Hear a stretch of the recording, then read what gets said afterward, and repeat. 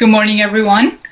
To those of you who are joining us already on our Facebook, on our other live stream platforms, thank you so much for joining me this morning. As you have already heard the introduction I did earlier, I'm very excited to have our leader, the official opposition, Andrea Horwath, join me today in Scarborough to talk about our very new housing plan, which is an incredible plan for not just folks who are renting homes right now, folks who are struggling to find an affordable home, but also for the next generation to actually imagine of buying a home sometime soon. I'm also excited to have a local resident from Scarborough Southwest, Mohammed Yunus Mia, who will be talking about his story, a tenant who lives in Scarborough Southwest. So without further ado, I will hand over to Andrea Horwath, the leader of our official opposition, to talk about the plan.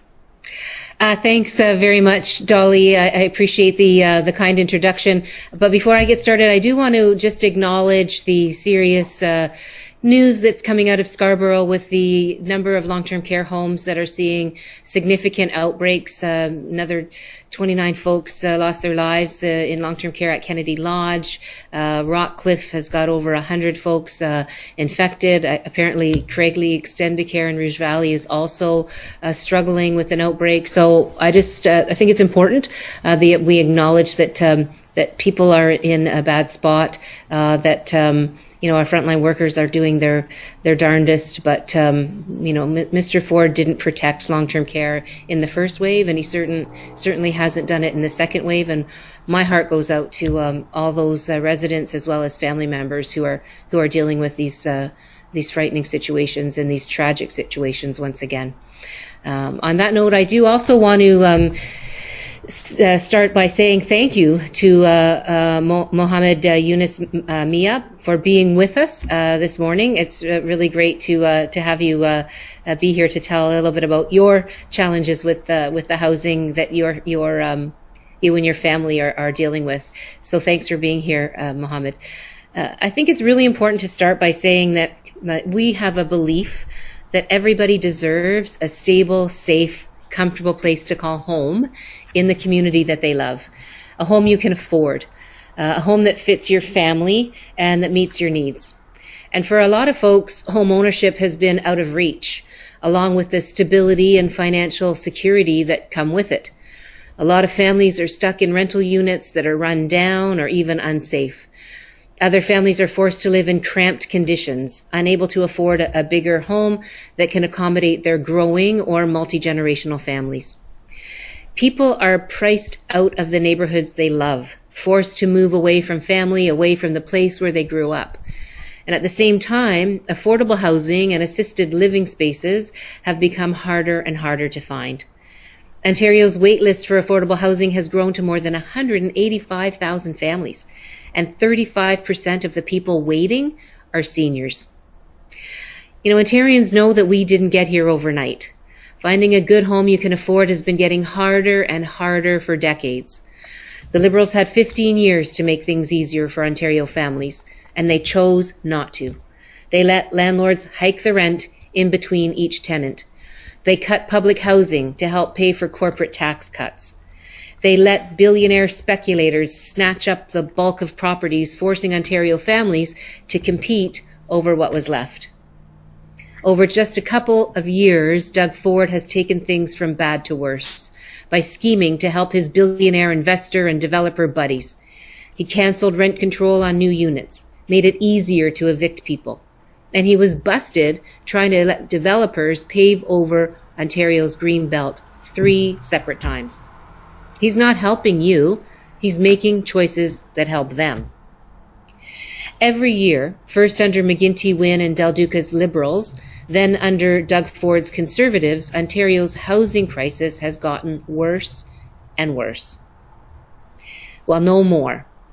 I'm running for Premier in 2022 because Ontarians deserve so much better, and I know that together we can do better. And that's why I released the Homes You Can Afford plan, as Dolly mentioned. It's my detailed plan and platform commitment to ensure that there's a market of good, stable homes that people can actually afford to rent or buy to protect renters from bad apple landlords, and to make sure every Ontarian can find a good place to call home in the community that they love. Today, I'm here virtually in Scarborough to talk about my plan to help families find and keep a good, stable place they can afford, whether they are renters or homeowners. No one should have to squeeze their growing or multi-generational family into a home that's cramped or crumbling because skyrocket housing prices make anything else unaffordable.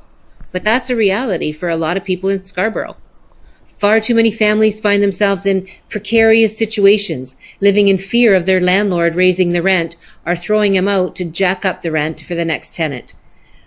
To help families facing sky-high prices to get into good rentals they can afford, we are going to help 311,000 households across Ontario pay the rent with direct financial support.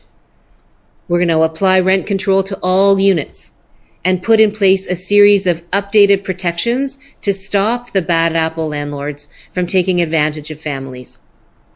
For families who would like to buy their first home in the community they love, but find themselves priced out no matter how much they work and save, my Home in Ontario program will help by sharing the cost of the down payment with you. And because we know that renting extra space in your home is how a lot of people help pay their bills, we're going to create a new Residents' Rights Act to help homeowners easily, inexpensively, and safely convert basements, unused garages, or spare floors of their home into affordable rentals. These are a few of the ways an NDP government will ensure that today's Ontarians have the same opportunities many of our parents and grandparents had, a chance to plant roots for your family and then watch them grow. No matter where you live, your age, your identity, or ability, no matter what your financial situation is, you deserve a good, safe, secure place to call home, a home you can afford. For you, your family, for the next generation, this is a plan that offers hope. And together, we can make it happen. So thank you very much for hearing my prepared remarks, and I'm going to pass it over to Mohammed Yunus Mia for his explanation of his struggles with his housing situation. Mohammed? Thank you so much for giving me opportunity. Good morning. Hi, everybody. So my name is Mohammed Yunus Mia. I lived in Teasdale Place. It is located at Scarborough, near Victoria Park and Pharmacy. So my story is during the pandemic. I'm the finance background. I'm working in downtown. So during the pandemic, I got COVID, got laid off, and my family almost lost our apartment.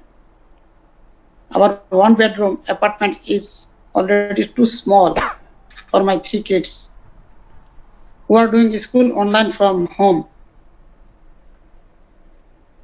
We need a bigger place to live, but we are having a hard time finding home we can afford. On pandemic period, I got the COVID. That time, I got the eviction notice from my landlord.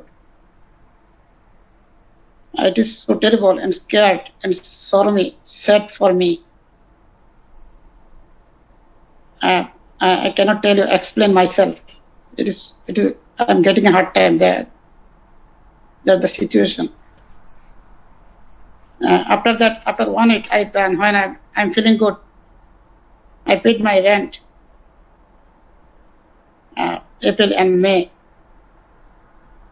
And after 2 months, I'm joining the tenant union to fighting for landlord for renting. I'm holding 2-month rent, June and July. Still, we are fighting. For tenant. It is very difficult to survive. We are looking for the good home, to live better, good neighborhood. That's why we need a good home for better living, for better future, for better kids. It is very difficult for us to survive surrounding the area because of the COVID. I'm trying to go several times to my landlord office to tell them I need 2-bedroom. They said, we don't want to give you the 2-bedroom because you have no job. I lost my job. Still, I'm waiting for my job. They said, we have a less hour. We are not hiring more. The landlord, they don't care. They misbehave. They are rude. Always. All people like me. I am not sufferer. Every people are sufferer. More than 60% people are sufferer for paying rent because of the COVID. They have no job. Well, Mohammed, thank you. Thank you for explaining to us the struggles that you and your family are facing. And, you know, it seems to me that there's a couple of things that that we would be able, with our plan, to address, you know, really, really quickly. I mean, you know, first and foremost, can I just say that that there's no way that landlords should be evicting tenants in the midst of COVID-19. We're now in the second wave. People have been, you know, losing their jobs, losing their hours, trying to make a go of things on some of the supports that the federal government has come up with. But Doug Ford basically has let landlords off the hook and allowed evictions just to happen in Ontario, even when he was pretending that there was a moratorium or a ban on evictions. That wasn't true. People were still getting evicted. You know, tenants were still getting evicted when there was a ban on evictions. And now it's even worse because there's nothing at all for people to do to fight against an eviction. And so there are things that COVID has brought that have made things worse and more precarious for families like yours. But when you have a young family, you have 3 children, and you're cramped into a 1-bedroom, and your kids are at home studying and staying home from school to study, and you have 1 bathroom in the home, and your income is so reduced, and your job is now gone. I mean, we have to be able to have an opportunity in Ontario for people to be able to have housing that meets the needs of their families. You shouldn't have to be cramped into a small apartment building or a small apartment with only 1 bedroom, and having a hard time making ends meet. That's just not acceptable. So there's a number of things that we need to do to address that. And our plan does exactly that. I mean, our plan creates more affordable housing units. It creates more subsidies for people to help them pay the rent. It helps to cool off the housing market, to keep housing stock available for people to be able to afford to buy a home, so the prices just don't keep rising and rising. We have an opportunity to in our plan to have the government help with a down payment to be able to help families get into the housing market. So it's it's a plan that would really, I think, in many ways, bring some opportunity and some hope to folks like you, Mohammed. And I know that in Scarborough and across many parts of our province, people are really struggling. And I mean, and your home is like the place from which you do everything else, right? From which your kids are able to study, and from which you can go to work or maintain a job, where your family can have all of the the celebrations and the kind of the building of your lives in a safe, secure, and affordable place. And that's what we're hoping to do with our plan. So thank you so much for sharing your story with us. Joseph, hello, from Toronto TV. Okay. Joseph, please go ahead. Hi everyone. Can you hear me? Yeah. Okay. Good. It's good to have you have a plan for the housing, for the affordable housing for the Ontarian. It's good news. But the other thing is that during the pandemic, that some people may arrear in rents, and also I agree that the government should protect the people of Ontario. But on the other hand, some small landlord, maybe they try their hard-earned money to buy a unit for renting and then to pay for the mortgage. So suddenly that the renters did not pay the rent, how can they pay for the the mortgage? So my question is that, as a leader of the major opposition party, how you balance the renters' rights, the benefit, or also the small landlords' rights and benefit? Thank you. No, thanks very much, Joseph. And you're absolutely right. And in fact, one of the things with our plan during COVID that we were trying to get the Ford government to do was to actually help tenants directly pay their rent. So what we wanted the government to do was put in place a plan to provide the rent. I think it was, I'm trying to remember because it was a while back that we actually asked the government to do this. I think it was 80% of your rent would be covered by the government. And that way you didn't have to worry about paying the rent, and your landlord didn't have to worry about paying the mortgage. So we've always recognized that there's a balance there, and that's why when we wrote that's the first thing. I mean, through COVID, absolutely, we tried to get the Ford government to help help tenants, residential tenants, pay their rent, so that not only would they not have to worry about it and could use their reduced finances, because lots of people, as Mohammed was saying, lost their jobs or had their hours cut back, and it took a while before some of the financial programs that the federal government put in place actually kicked in. So very early on, we were saying to the Ford government, you have to directly support the tenants, and that then helps those small landlords and the big landlords too. I mean, it just made sense all the way around. But even in this plan, we've been really, really careful to acknowledge that there are some bad apple landlords, right? There are some bad apple landlords, but there are also a lot of landlords who are small landlords who, like you said, have either bought a property and use that equity building as a way to kind of make a living and support their families, and we know that there are lots of people who in wanting to buy a house, build in the idea of having a rental income to help pay the mortgage in the home, like in a basement apartment, for example, or another type of arrangement. But we try very hard in our plan to acknowledge that's the case, and that we want to be respectful of the need of tenants, but also understand that the particularly the smaller mom and pop type landlords need to be respected as well. Thank you. Do you have a follow-up question, Joseph? Sorry, I just have another question. You mentioned that Andrea Horwath, you're running for premier in 2022. Does that mean that your election campaign starts today? Well, you know what? I think it's a really great question, and I want to say that I really think people deserve to have some hope that things can get better than where they are now. So we decided that people are struggling, and they're struggling worse with COVID.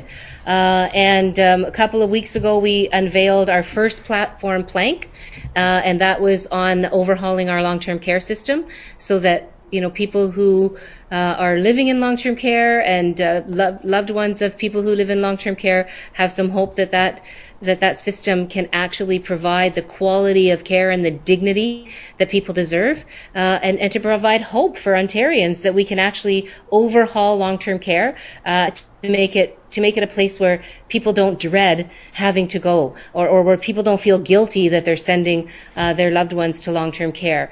And so we thought that another important thing to do is to show Ontarians that there's hope for the future in terms of being able to afford a home, being able to, if you choose to rent, being able to rent a place that meets your needs or your family's needs. So we are very consciously showing people that we've got a year and a half, a little more than a year and a half to the next election. We don't have to have another, Ford government that continues to make things worse for everyday people.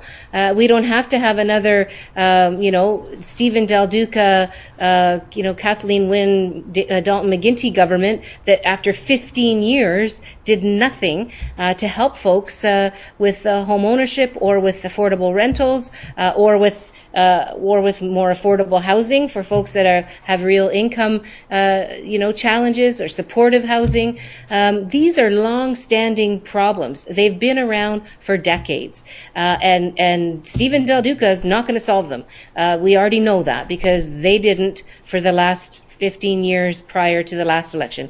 And Mr. Ford has taken us backwards. They've made things worse and not better. They're handing out goodies to their developer friends and to billionaires while people like Mohammed struggle. And so I very consciously decided, we need to say to Ontarians, it doesn't have to be this way, and that we can actually do much, much better. And here's how we'll do that.